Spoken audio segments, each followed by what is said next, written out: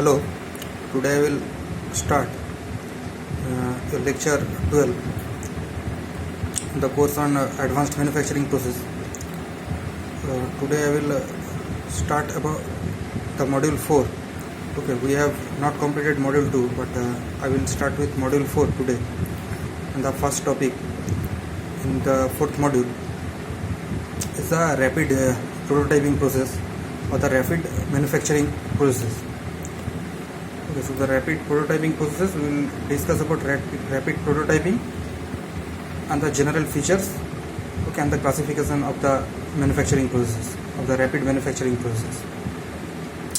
So now what is rapid prototyping?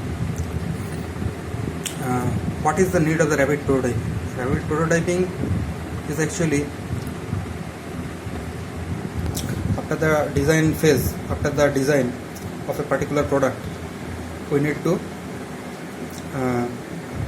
rapidly manufacture the product, okay, with a very less amount of time because of the demand from the market. Okay, otherwise the company would not be able to compete with its competitors if it is not able to bring the product at a short notice.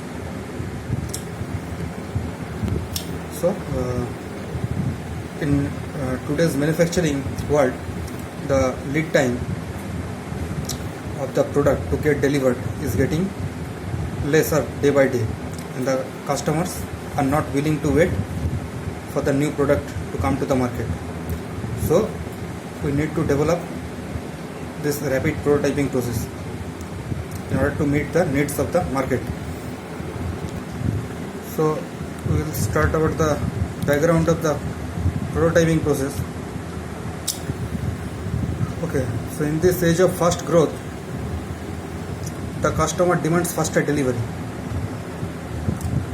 Okay, so the customer do not have time to wait, and therefore one of the modern business requirements is that the traditional processing times need to be shortened.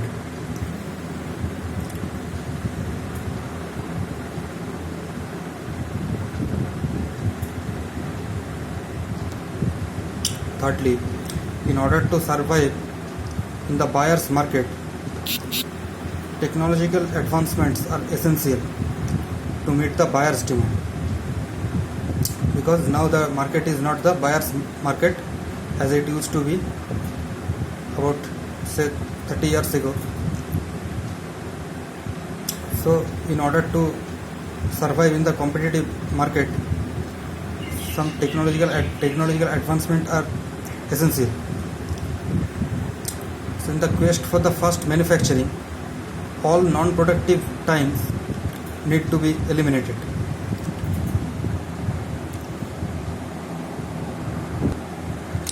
Earlier, the manufacturers were able to sell their products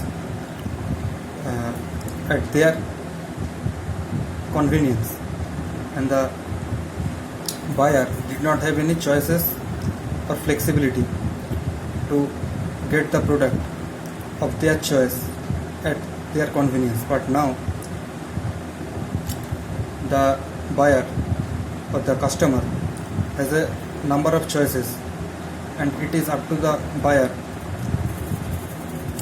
to choose the product of his convenience at his convenient time. So there are number of players in the market, and the buyer has a lot of options to choose from. So the manufacturers has to adopt a number of technologies or processes so that this lead time which can be eliminated. So the fourth point, in the quest of fast manufacturing, all non-productive time need to be eliminated from the production line. Okay. So the traditional method involves the time loss on the concept designing, manufacturing, assembly and testing. Okay, so in the traditional method, a lot of time is being wasted in the designing phase, manufacturing, in the assembly and in the testing, in all these processes. Example, like in the foundry, a lot of time is spent on pattern designing, making, getting the casting done, and then evaluating its performance. So this point number 5. This initially involves designing and redesigning until getting a satisfactory product, which is a very slow process. Because after designing a product, actually we need a feedback, and if that is not acceptable, then we have to redesign the product, and this process is very cumbersome and it requires a lot of time. Then the natural questions are how to get this time recovered, how to overcome this slow trend, and can one wait in this advanced technology age? So these are the questions which need to be answered. So the answers to these questions can be found in the rapid prototyping technology. So it is necessary to reduce the product development cycle time, and rapid prototyping is one such step which helps us to reduce this launch time for any company. So as students, we should know what is rapid prototyping, okay, why we do rapid prototyping, and the steps which are generally involved in the rapid prototyping process. So first we should study about a little bit of history of the rapid prototyping. So rapid, as you all know, it means quick, and the word prototype, it originated from the Greek word prototypon, which means a first or the primitive form. Okay, so the protos means first and typos means form. So it is the first form of the product which you have conceptualized or which you have designed, taking into account all the steps and all the stages, all the guidelines, okay, for the file to have generated. So the prototype is the first form of the design which you have conceptualized or the design or we have designed. Okay. It is also a art of managing the expectation. So it is the art of managing the expectation. So now the customer has certain expectations, and we will see whether the prototype meets all those expectations. So if the prototype meets the expectations of the customer, so the final product is also going to fulfill these expectations of the customer. So it can be an original, full scale, and usually working model of a new product or a new version of the existing product. So it may or may not be a working product. It can just be a model of the concept of the existing product. So now we'll briefly describe the rapid prototyping process. So the rapid prototyping, or RP, which refers to the physical modeling of a design using specialized machining technology.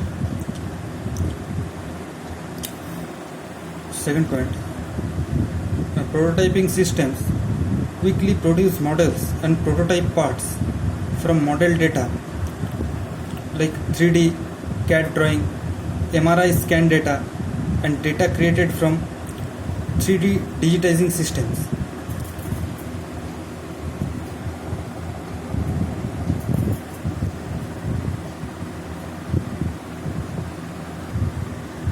Using an additive approach to building shapes, rapid prototyping systems join liquid, powder or sheet materials to form physical objects.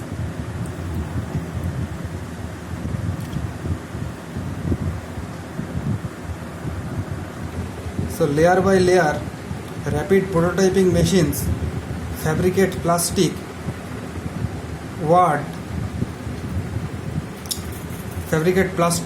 wood, ceramic and metal powders using thin horizontal cross sections of a computer model. So rapid prototyping is having a profound impact on the way companies produce models, prototype parts and tooling. A few companies are now using it to produce final manufactured parts.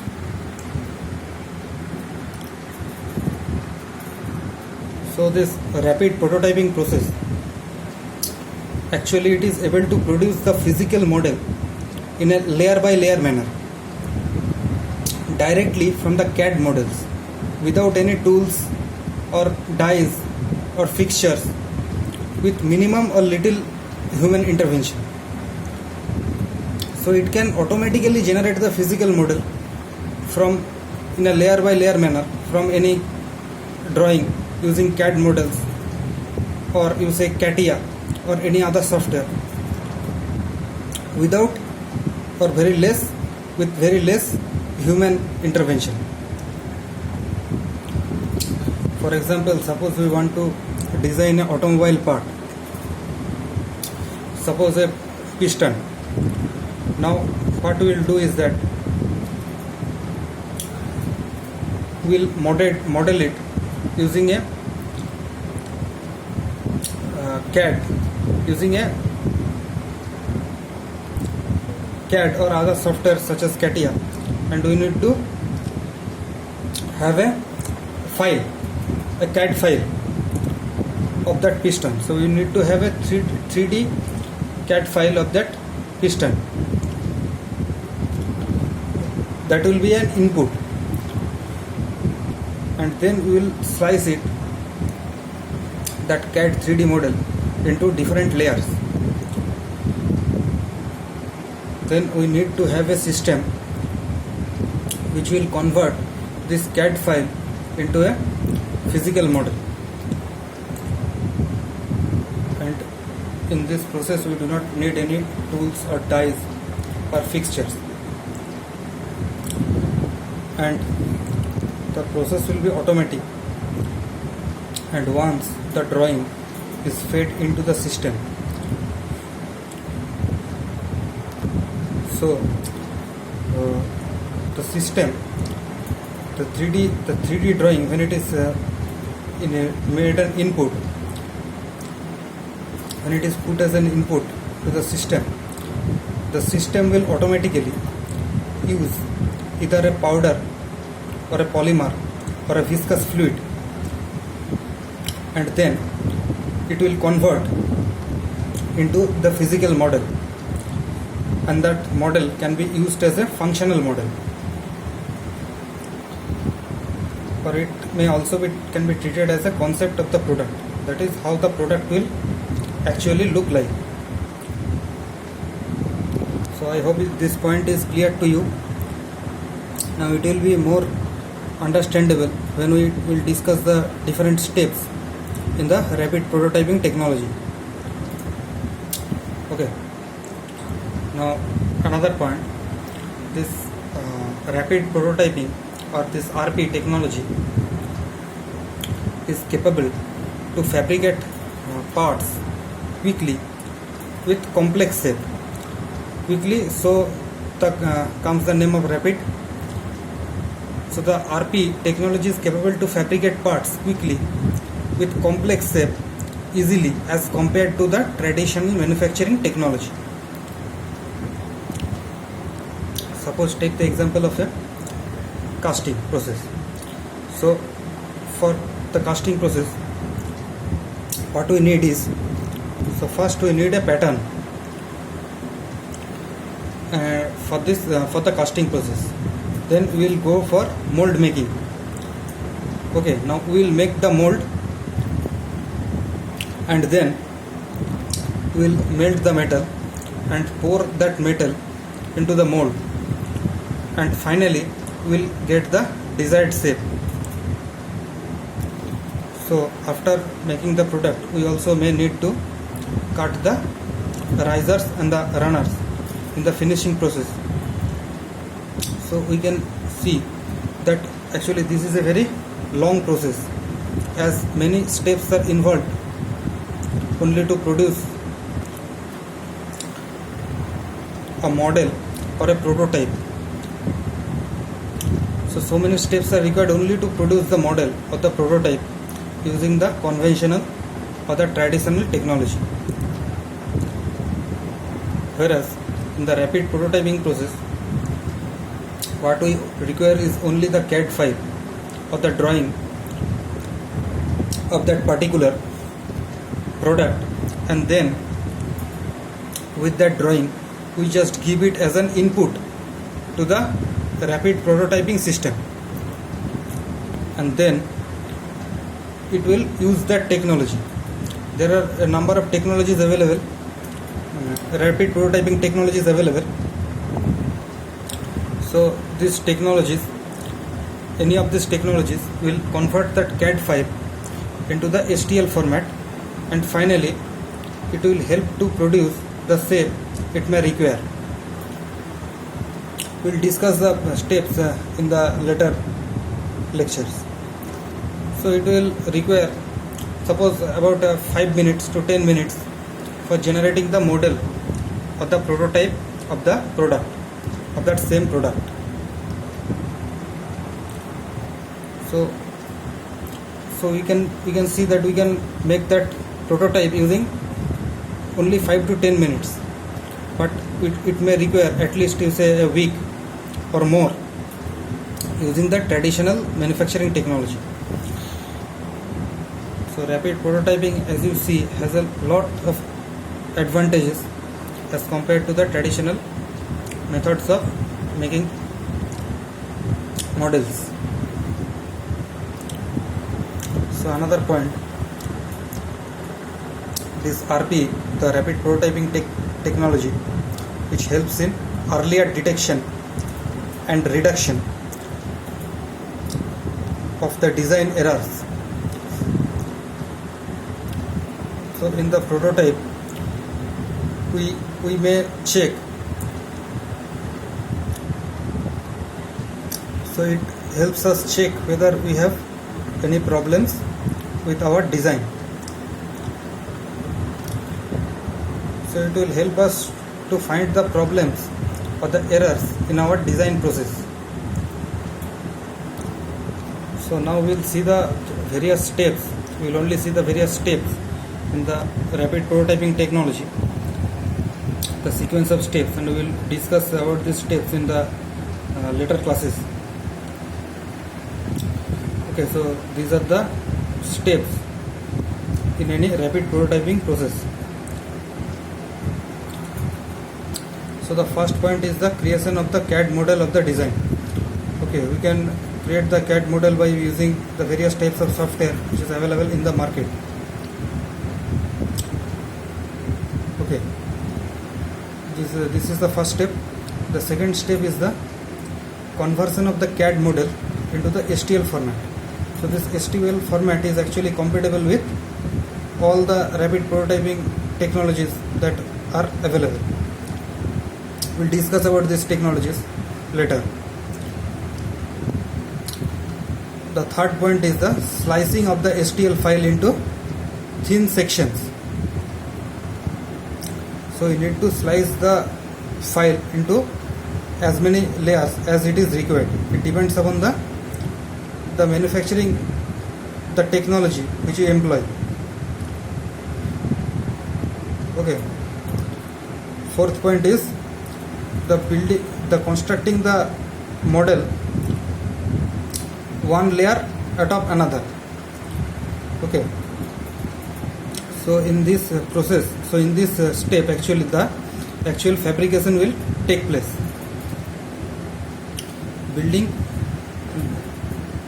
Building part layer by layer, and finally the last step, which is the post processing and finishing and the joining process. So the last step involves the cleaning and finishing the model. Okay, so these two steps are related to the actual fabrication of the prototype, and the first three steps are the preparatory steps that will help us to generate the prototype. So the first three steps are preparatory steps that will help us generate the prototype. Okay, so this is all for today's lecture. We will discuss more about these steps in the later classes. Okay, so in this class you have understood about the basic idea of what is rapid prototyping, what are the various methods involving rapid prototyping, and the brief steps which are involved in the RP technology. So this is all for today. Thank you.